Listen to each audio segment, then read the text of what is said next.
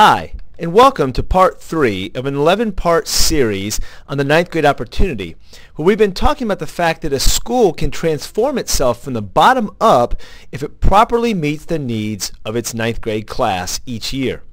So let's move on to part 3. We left off part 2 taking a look at this bubble chart. Each of the bubbles on this chart represents one of the key components that's necessary if a school is going to transition freshmen. Schools need to look at each of these bubbles and come up with strategies to deal with each one. Each part of this video series that remains will deal with one of these bubbles. Today we're going to start with this one right in the middle, student-centered team common planning period. This bubble is in the middle for a very important reason. It's there because all the other bubbles that go on the outside, they all hinge upon what happens in this bubble. What happens when the team of teachers meets together? We cannot overemphasize the importance of student-centered team common planning period. Please don't confuse this as just another planning period.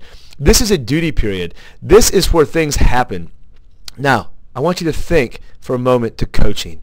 Imagine a football team that has a group of coaches, but the coaches never meet together, except for on Friday nights before the football game. What an awful team.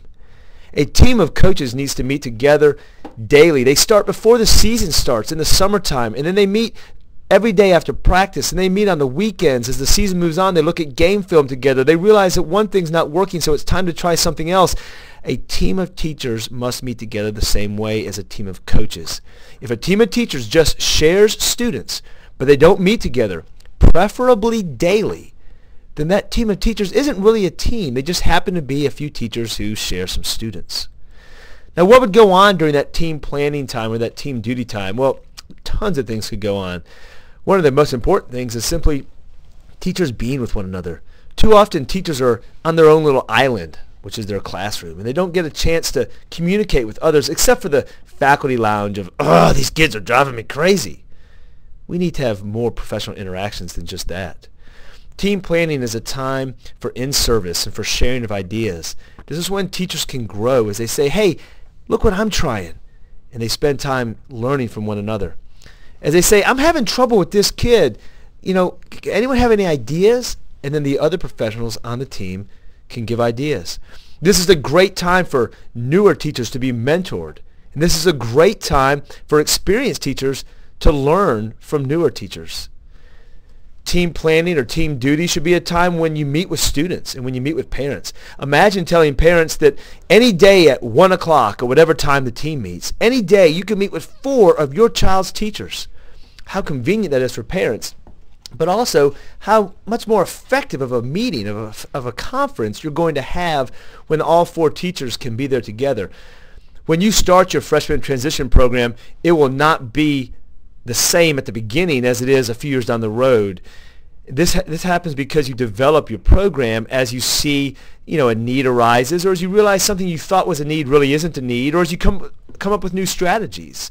This happens during team planning. Think of a football team that has a running quarterback, and they run an option style offense, and then the quarterback gets injured during the season, and the backup quarterback is someone who can't run at all, who can only throw. Well, you're going to change what you do midstream in that season. And that happens when the coaches meet together. Well, when a team of teachers meets together, they can really develop their program and say, "Hey, this idea doesn't work as well as we thought. Let's change it up," or let's add something new, or, "Hey, this is great. Let's do it some more." This is also a great time to discuss students. What does this student need? What does that student need?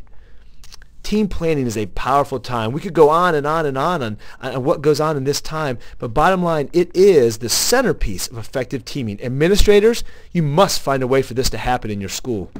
And teachers who are part of the teams, you must take advantage of this time. Keep a log of all the things you do, all the people you meet with, counselors, administrators, and school nurses, and parents, and students. Keep a log and look and see what valuable time this time is.